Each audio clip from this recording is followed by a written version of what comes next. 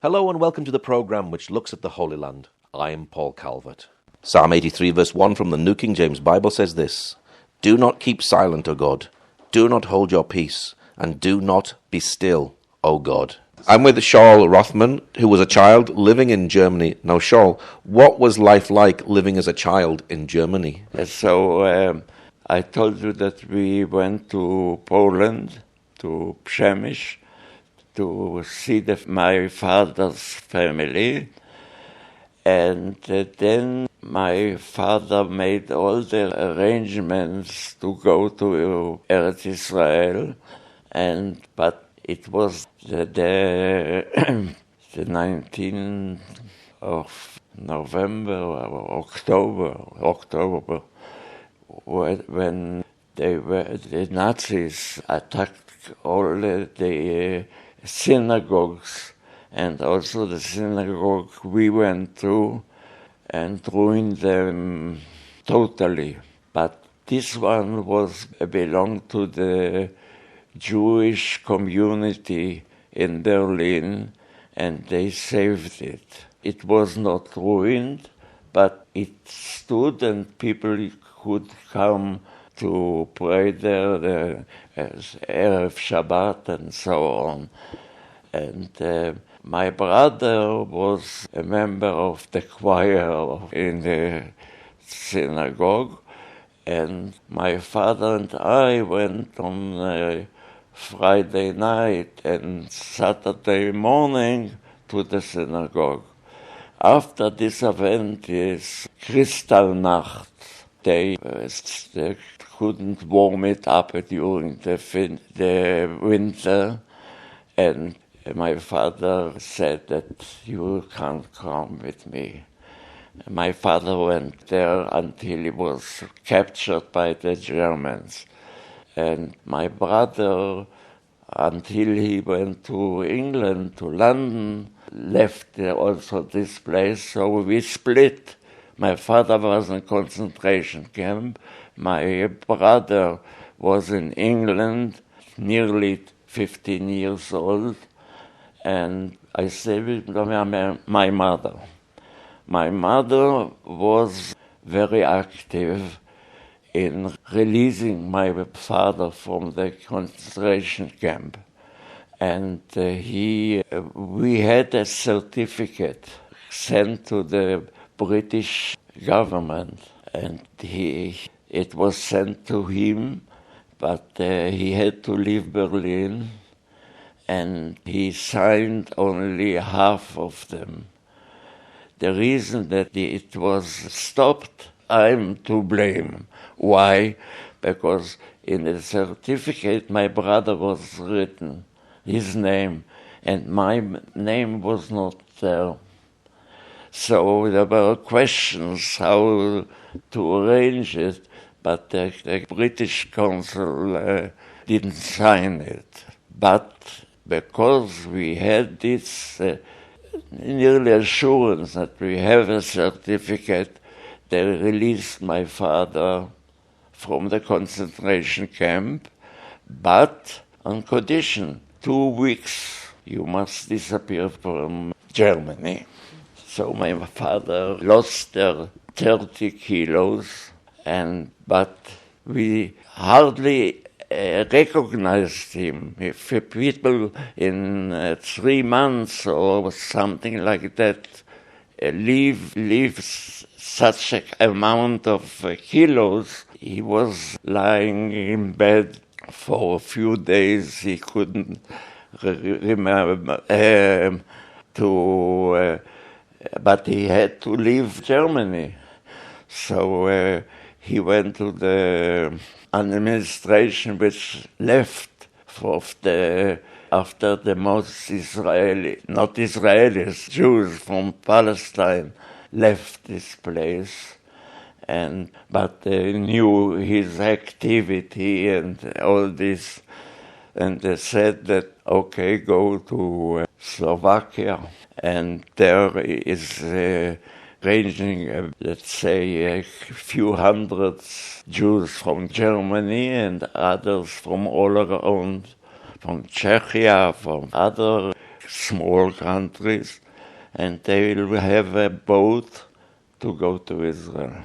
Unfortunately, it was a very old ship, and it was constructed in the 19th century, and they had many problems to prepare it for these people, but they went on the Danube to go to the Black Sea, and there they had to charge something or do something. They were captured by one of those countries which are on the Danube. I can't remember now what it was. I think Bulgaria. And they didn't let them go out from the boat. They had to be at the boat. And when we came to the same place, our leaders made every effort, and with help of other countries, they released their ship and let them go. And I saw my father waving with both hands, and so I recognized him. And I thought that it's the last time I'll see my father. And they went on to the Black Sea, past the Dardanelles in Turkey, and they had to stop in Greece, not in Greece, in one of the islands of Greece. Greece has many, many islands, and those who could swim made a long rope and carried as they could to an island which is not no people on it. And later on they continued to collect materials which they need, and they stayed there 13 days. They made by night fires and were sending what they could, I don't know how, but anyhow the Italians discovered them. The Italian planes discovered them, and the next day they sent a boat. It's a ship, it's called, and took them to the Isle of Rhodos. And they were there in a camp. And my father ate, and they got between many things leather. And my father prepared a very nice women's bag, for women. And the governor of the Isle of Rhodes presented it in shop in Rhodos. And so when the Italian government asked them to come to Italy, and they decided that's the best thing to do, the leader of this island told my father, stay here, you can have a job, and you can... My father was responsible for the group who comes from Germany. And he said, I have here 400 people, and I'm responsible for them, and I go with them. And that was the best decision for him, because half a year later, the Nazis came to the Isle of Rhodes and killed all the Jews in a football place. And so he was saved. He was in Italy in a camp in Ferramonti. It's on the nearly the southern tip of Italy. And they were, there was decision with the Germans. The Germans said to send them to Poland, to the camps, to termination. But the Pope, who was not very pro-Israeli or pro-Jews, said no, they'll stay here. So when the world was anti-Pope, my father used to say, he saved my life. Anyhow, when Italy was invaded by the British army in the south, they found this camp. There were thousands of people, not all Jews, but all kind. And they said, those from Palestine, we release them, we send them whatever they want. And the group of 400 Jews came to Israel. No, it was not. It was just a British mandate, yes. The war stopped 45. And in July 45, my father was sent with all those who want to go to Eretz Israel, were sent to Egypt. And from Egypt, they went on train to Athlete. But they passed through Rehovot. I was in Rehovot with the family.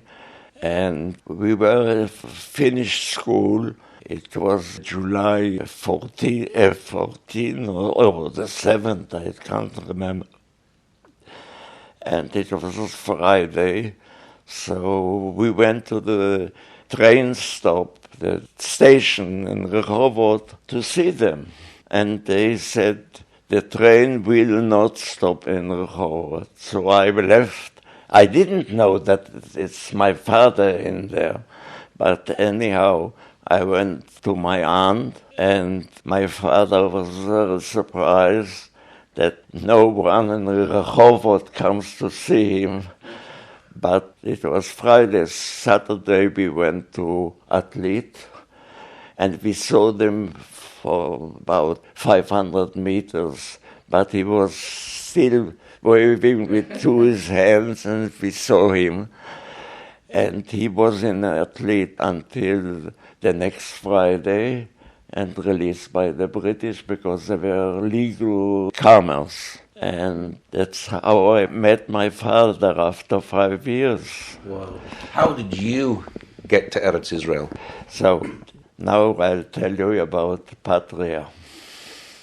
We arrived in Palestine, in Haifa, in November 1941. The war was for 2 years, and we escaped from Germany because a policeman, German policeman, he was anti-Nazis, and he helped us in several actions when we needed help. For instance, most of the people who helped us were not Jews. For instance, there were this shop, Makolet, food. We bought food, not those who should be kosher, but we used to buy, and he said, have the food coupons, but they were still able to buy food because non-Jews were helping. So we got everything we needed, and he brought us to a home, the stuff, so we shouldn't. Well, it was not necessary to go to his shop. We phoned him. Those days we had the telephone, and he delivered it.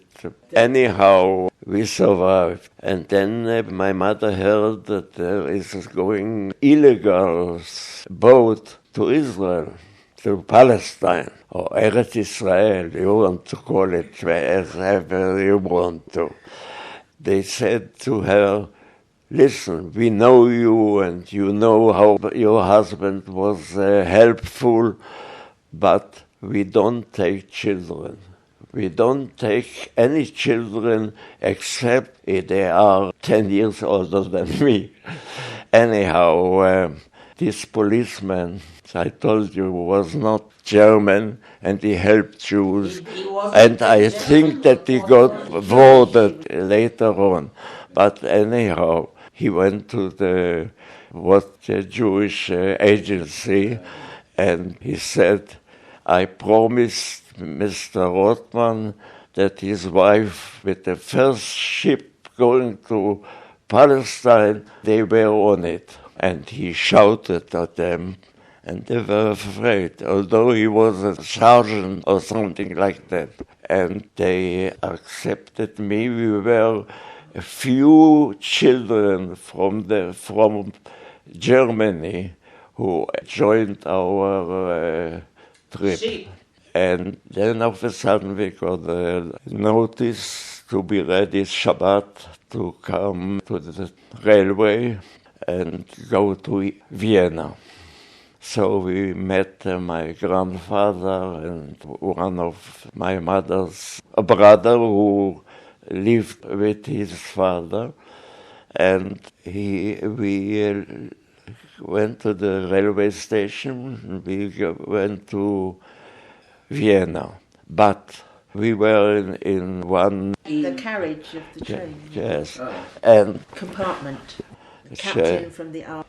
He's talking about a captain from the German army came into their compartment when they were traveling by the train from Berlin to Vienna. And he was nice. He wanted to be nice to me and spoke with me and asked me. And when he asked me what school I went, I knew that I shouldn't say Jewish. So I embraced my mother and didn't say. And my mother said, yes, he is shy. And so I passed it. I was afraid because he was not a policeman, but you never know what can be there. Anyhow, as we arrived in Vienna, I was 6.5 years old. Anyhow, we came to Vienna. We were there less than 3 weeks, and we entered boats who took tourists to the Vienna, and the boats were ready to go on the Danube. And he says they sailed on that boat, all the Jews sailed on that boat from Vienna, and they went down the Danube River, which flows all the way down to Romania, to the Black Sea. The Jewish refugees. Anyhow, we went there to... They arrived there and they didn't have a lot of money. His mother had very little money, but they were allowed to buy food, what they could, from people that were selling things there. So they bought corn on the cob. They call it in German Kukuruz. Yes, and we stayed there a long time because there were 3 boats, and we were sent to one boat who was nearly full. And I was from the German group. I was nearly the only child there. Yes, but we were on those...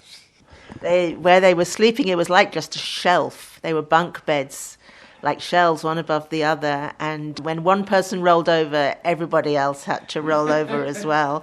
And they were there for months in these really cramped conditions.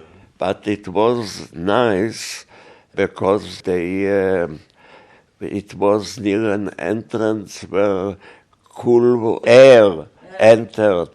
Because those who were underneath us in the lower levels decks, then they suffered. And for me it was nice that I could get up and go to the deck. So I spent many time on the deck where there also were people working with they had bowls, filled it with seawater and helped you wash your hands and so on.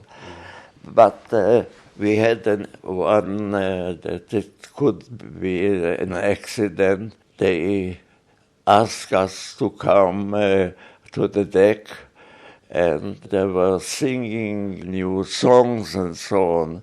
But the people were on one side of the boat, and those who performed were on the other side.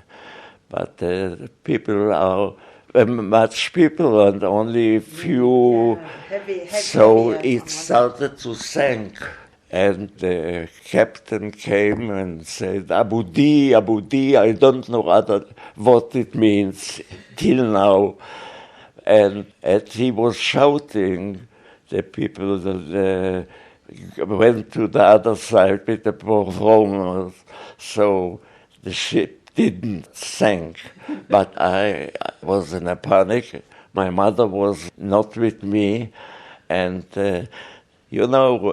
children want somebody close to you, and I was very panicked. But anyhow, we entered the Black Sea, which was more stormy and not so quiet as the Danube, and we stopped it several times to get some food, fresh material, and our captain, although we were the last boat from these three to leave Romania, we didn't stop at Cyprus, and we entered Haifa at the 1st of October. And, or was it November? Anyhow, we were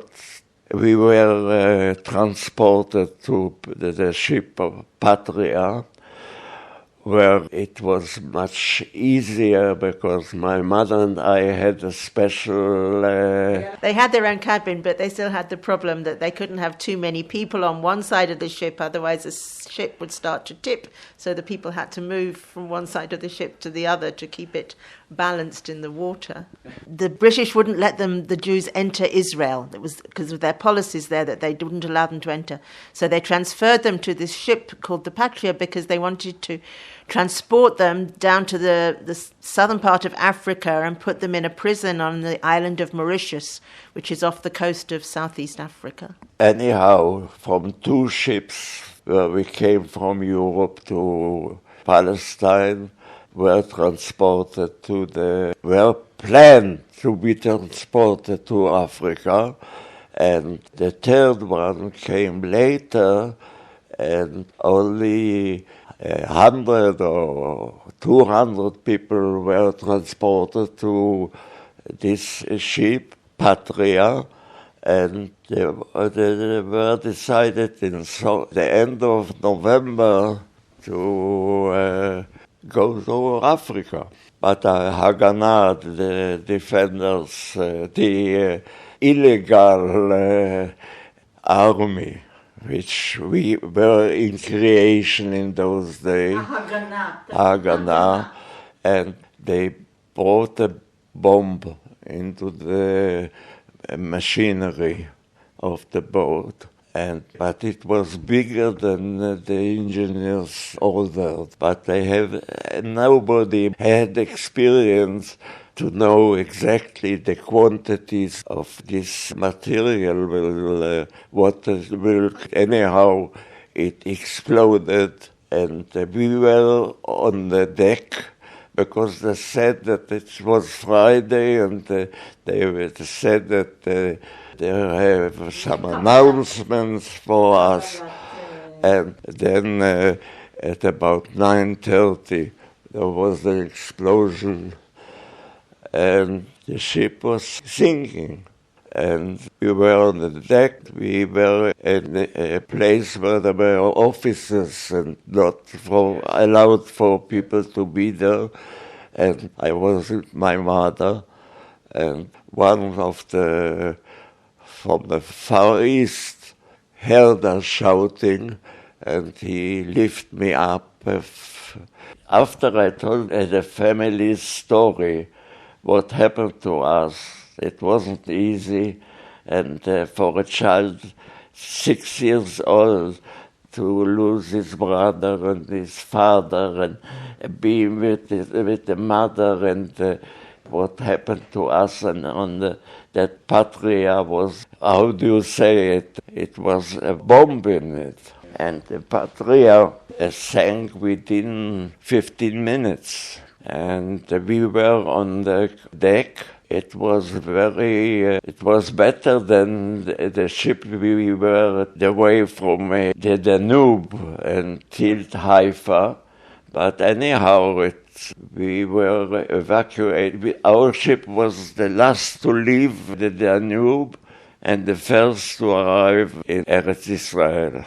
So the ship sank, and I was with my mother, and I didn't like crowds, so I took my mother and said, let's go there are offices above the deck, and we'll see if we can get away and not running with all the people who were pushing, and we went in. It was not allowed for the Jews to go there, the passengers go there, but it was empty. And I went with my mother, and if passage sank so, then you are on the wall, not... So the ship turned on its side. Yes. But we could see the sky, so I started shouting in German, rettet ein Kind. Yeah, rescue a child. Rescue the child. Yes. So there was one of the workers from the Far East, not high enough, and he reached a hand to me and lifted me up, and I stayed outside on the wall of the ship, and then he started to rescue my mother. And my mother is not tall as I am, and he was not tall, he was from the Far East, and he couldn't reach her. And he tried once and twice and 3 times, and he reached part of her hand, but it wasn't enough to lift her, although she wasn't a fat woman. Anyhow, I was holding his feet. I didn't let him go, which is obvious. I lost my father, I lost my brother, and now I'm losing my mother. So I didn't let him go. But then he tried again. Anyhow, it was very scary to lose my mother, and he succeeded to lift her up. And we were going on the side of the ship to the water, and there came a boat which serves fresh water for the ships. And we were going there. It was dangerous to slip there. Anyhow, we reached the boat. It was still nearly empty, and I jumped and then reached my hand to save my mother. And people were holding her feet and didn't let her to enter the boat. So she had to put off the shoes, and she was saved. And all the people came afterwards, because it was the place where people could climb to this boat, the water boat. And she came without shoes to Haifa, and the British prepared sandwiches with sausage and prepared tea with milk, and we were keeping kosher, but my mother said, you have to eat. My mother did not. She didn't eat the sandwiches, bowls, but she wanted me to eat. So after a few hours, we stayed on the boat. They didn't let us go anywhere. We were circled by British police, but we were saved. But anyhow, in the evening, they took us to Atlit and to the camp, and we stayed there about 7.5 months. They wanted to separate us. I am not a woman, so I have to go to the other side. And my mother said, I'm not leaving a child 6.5 years old by himself to the other part of the boat. There was a ship. So I was with the women for 7.5 months. Yes. No, but it was a barrack for 50 people. And there were women who were against it. But my mother said, I don't leave the child. So I stayed, but after a few months, we learned Hebrew, and after a few months, they asked me to come to the men's part only to study Jewish religion. So I went there. I didn't like it because I had a very good teacher, a woman, for the group of children who were there. And I had to go and have the stories which I was 6.5 years old. I didn't like it. But I stayed there as only during the day. Afterwards, I was returning to my mother. And after 7.5 months, we left. My mother was going to she had a brother next to Rehovot, and she got a job in Gedera, where she could speak German because she didn't know Hebrew, and because most of the people were past medical help and so on, and they came to the summer to Gedera because they said it's a very good weather there for you. Anyhow, that was July, and August passed, and I went to school.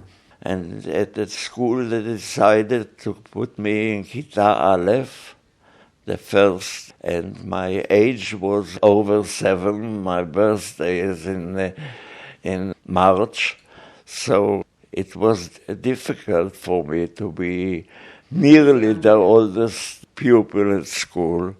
But I decided one thing, to speak only Hebrew, except my mother. With her I spoke in German. Anyhow, that was my story. Wow. Yes, but I told you that my father was released in July 1944, because that was the time the British released southern Italy, and my father we got a flat in Sha'araim, which is place where the Yemenite Jews. Yeah. It was very crowded and difficult with a lot of Yemenite Jewish families, and everybody squashed in together. It was not good relations, although that they were wonderful to us. They helped, and only once we prepared warm water on Friday afternoon. My father opened a shop in Rehovot, and we all took a shower. And because my father put also leather in the boiler, and in the morning, Shabbat was smoke. And there was a concentration.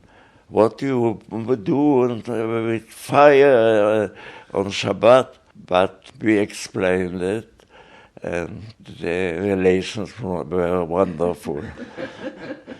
Do you remember when Israel became a nation in 1948? The nation was in 48. Independence Day. Yes, it was. There were the demonstrations before it, and that's the reason that I started reading newspapers from the neighbors. We had not enough money to buy a newspaper, but I got it in the afternoon, and there was another family who was at the same yard, and they also read it. Anyhow, I was very young when I started reading, not for children. I read before. My mother used to pay for it. Yes, but anyhow, I was very interested in all what's going on during the war, and I had maps, and I searched wherever I could. Because when I came to Israel, I was in fear that the Germans are following us. He was afraid the Germans, the Nazis, would get close to where he was now in Israel and that they wouldn't be safe because the Italian forces were in the north and the Germans had been in Egypt, and he was quite scared they were going to come for them again. I was very afraid that the Germans are following us, and at first the Italians in Lebanon. Yes, and then Egypt, and they conquered also North Africa, and they entered Egypt. I was scared that the Germans were following me. Anyhow, but when the Independence Day, I was in Rehovot, I went to the center of Rehovot. There, my father got a job at the center of, but it wasn't the shop. It was an entrance if they build more stories about very little shop. Yes, and this shop, my father was very proud. It was a very good center.